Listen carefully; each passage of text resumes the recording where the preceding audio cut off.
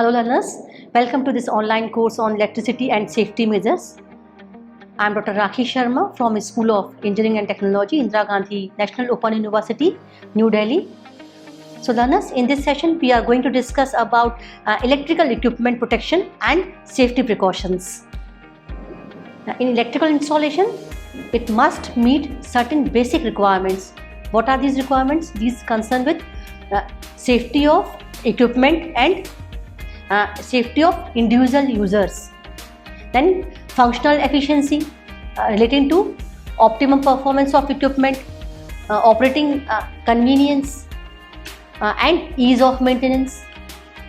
Then electrical installation must meet the requirement of life expectancy that ensure that the installation lasts at least a certain minimum number of days. Then next is economy, such that the cost of installation is minimum or minimal while being in conformity with the above requirements and national rules and regulations. So what are the learning objectives?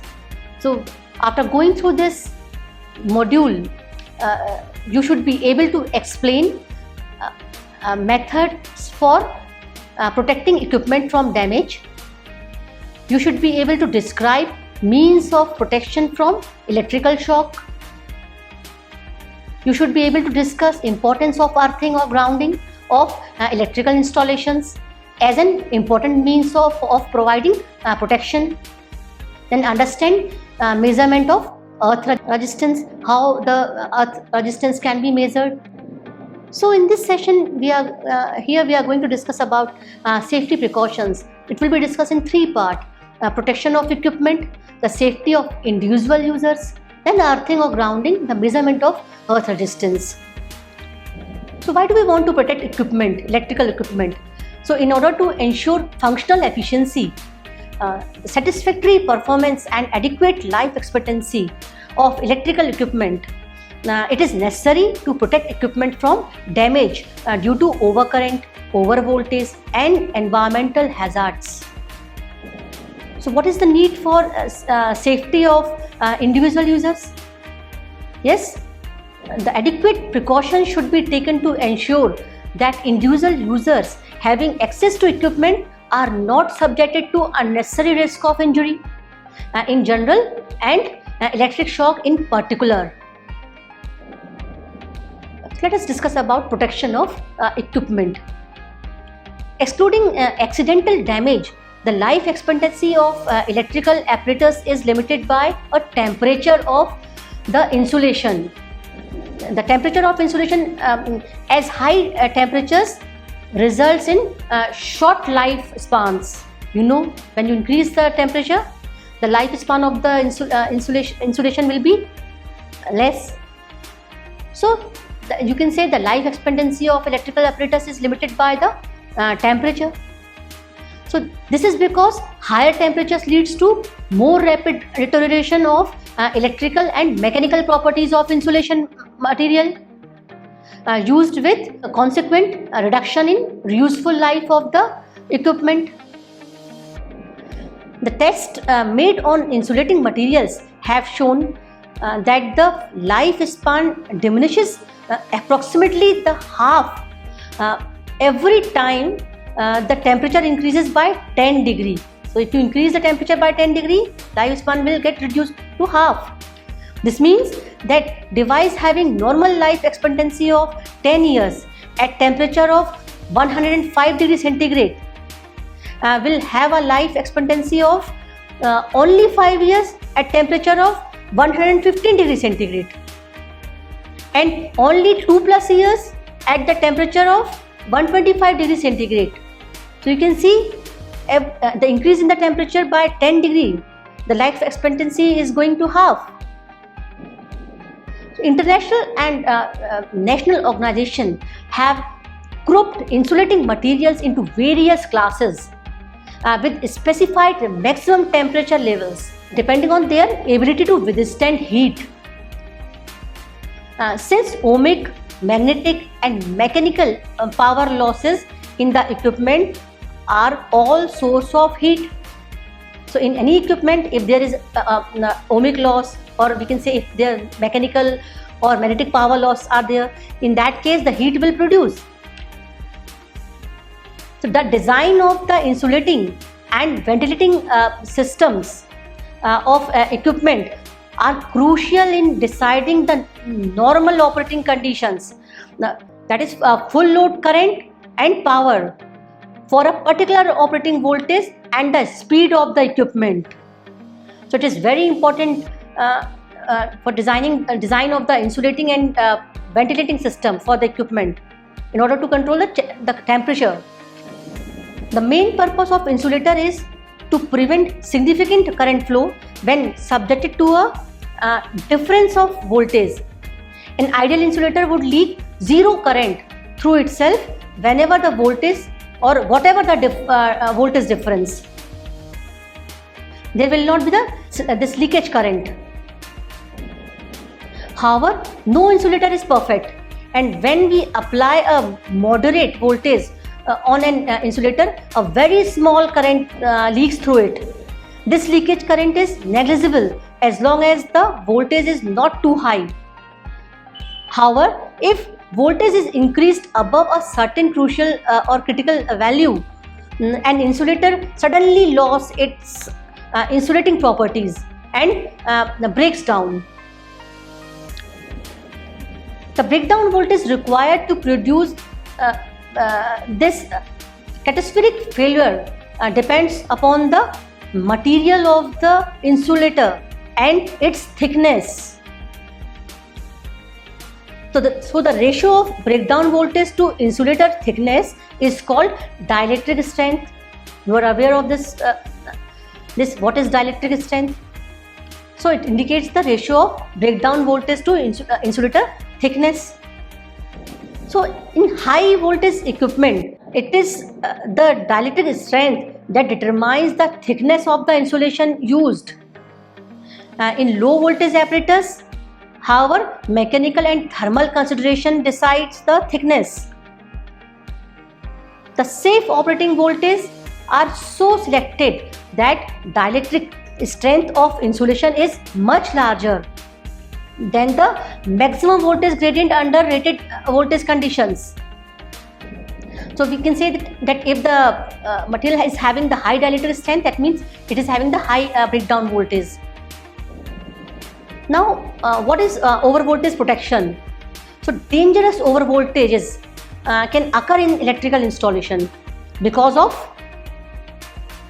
lightning discharges, or you can say because of the electrical transients. These electrical transients may also be called as switching surges caused by the faults and switching operations. So there may be the two reasons of the dangerous high overvoltages: lightning discharges, and second is the electrical transients or the faults and the switching caused by the switching operations also, or switching surges. So lightning currents of several tons of thousands of amperes are quite common, and they last only a few microseconds. However, in flowing from parts of electrical installation to earth, because of impedance of the path, dangerously high voltage can be generated. Lightning arresters or surge diverters, these are used to protect equipment from such transient overvoltages. So a lightning arrestor is connected in parallel across the equipment.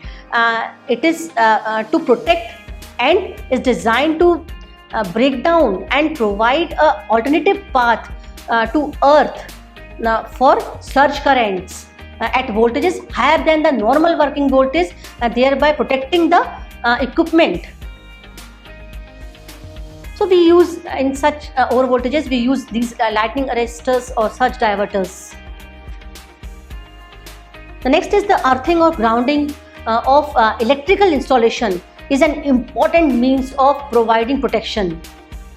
The term earth or ground in an electrical installation loosely refers to the mass of the earth, beginning with the most regions below the surface of earth. For all practical purposes, this general mass of the earth may be regarded as being at a uniform potential. The earth or ground potential, which is often taken to be the zero reference potential.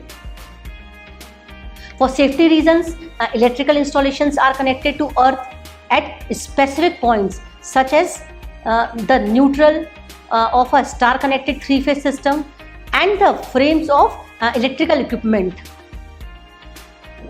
So learners, special care is taken to ensure that the impedance of the earth offered by such connections is as small as possible. In the case of lightning strokes, the low resistance will ensure that the voltage of equipment will with respect to the earth does not become too high. Also, in the event of faults, the faults means the failure of insulation, or in the events of fall to ground, to low earth resistance ensures a high fault current, and thus protective device which respond to such fault current will quickly isolate the equipment from the supply, and thus reducing damage to the equipment. The resistivity of earth is quite high and range between 5 to 5000 ohm meter, depending on the composition.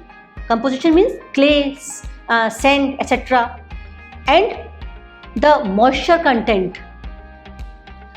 In spite of its high resistivity, the earth is excellent conductor. It is due to the enormous cross section it offers to current flow, and it illustrated in the figure. So here we are saying that the earth has the enormous cross section that to offer to flow of current. So it is having the high resistivity, but the earth is excellent conductor. So here you can see the figure depicts two iron rods driven into the earth some distance apart with a voltage V applied across them. Here the two rods, rod A and rod B, and the voltage V is applied across them. The resulting current I, which enters rod A, spreads out and flows through the volume of the earth before converging on a rod B and returning to the voltage source. So you can see how this current spreads out and flows through the volume of the earth. So this figure is illustrating the earth resistance between two rods driven into the earth. The resistance offered by the earth, even if the rods are spaced apart by several meters, is small. Most of the resistance restricting the current is concentrated in the soil in a small region around each rod, and therefore a change in the distance between the rods does not change the resistance between them unless the rods are brought very close together. The resistance offered by the small region at each rod constitutes the earthing resistance of the rod. The earthing resistance of the rods can be reduced by driving the rods deeper into the ground and by soaking the soil near the electrodes with chemicals such as the copper sulfate. So when a point in an installation is to be earthed, the point in the question may be connected to an earth electrode. You can see here in the figure, which is illustrating the earth resistance between the two rods driven into the earth. Here you can see that such an electrode is often produced by driving a galvanized iron pipe into a pit dug into the earth containing alternate layer of charcoal and salts, sand, which is kept moist.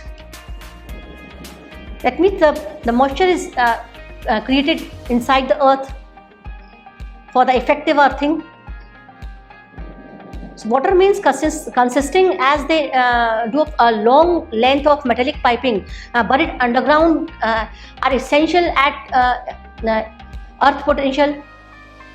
The same is true of the massive steel reinforcement used in many buildings. Earthing can be achieved by connection to earth electrodes fixed to the such structures. However, since earth leakage current can lead to electrochemical action and corrosion, such practices are not encouraged. Now let us see one example, the numerical, which will clear about the earth resistance. A steel structure in an electrical installation is earthed, and the resistance to the earth offered by a earthing scheme is estimated to 1 ohm. So here you have to calculate the rise of potential of steel structure if it is hit by a 50 kiloampere lightning stroke. In the second, if the potential rise is to be restricted to 20 kilovolt for lightning strokes of less than 50 kiloampere, what is the maximum permissible value of the earth resistance? So here you have to find the two parts of this question.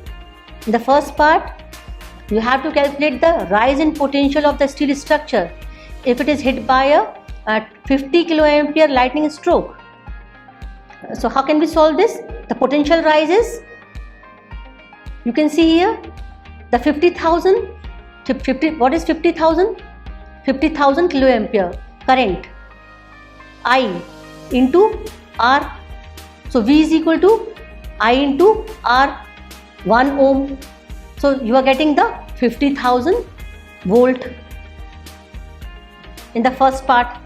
So in the second part, if the earth resistance is equal to R ohm, in the second part, what you have to find? If the potential rise is to be restricted to 20 kilovolt for lightning strokes of less than 50 kiloampere, what is the maximum permissible value of the earth resistance?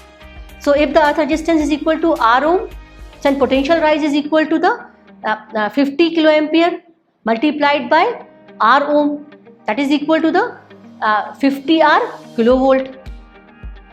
That means the value of the earth resistance should be less than or equal to 20 upon 50, that is equal to the 0.4 ohm.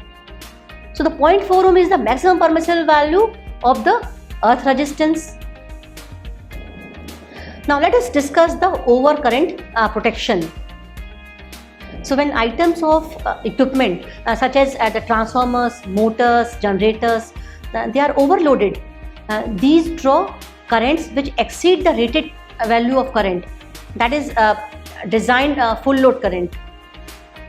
So since ohmic losses are I square R loss, increases as the square of the current, that means the increased heat produced because of increased current, and this cause overheating of the electrical windings and leading to reduced life expectancy. And all equipment therefore requires to be protected against overcurrent. Fuses and overload trips in starters and circuit breakers are the means used to ensure such protection. Overload relays and fuses disconnect electrical circuits and equipment from the main supply whenever the current exceeds a preset safe value.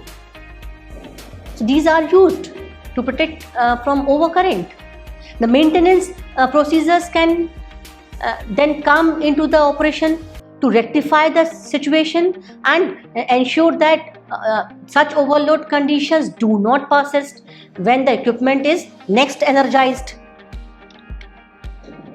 So the fault conditions can lead to a severe overcurrents. A fault condition exists whenever there is an insulation failure and the normally high resistance falls to a small value between the supply lines, between the lines and grounds, and between the conductors and the frame of electrical equipment offered by insulation.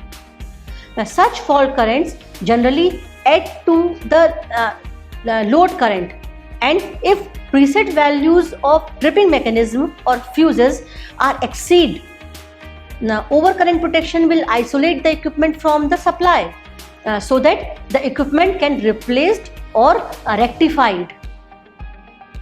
Such as already mentioned, low earthing resistance by ensuring higher values of fault current helps in rapid isolation of faulty equipment, because if you keep the earthing resistance low, it can pass high value of the fault current through earth.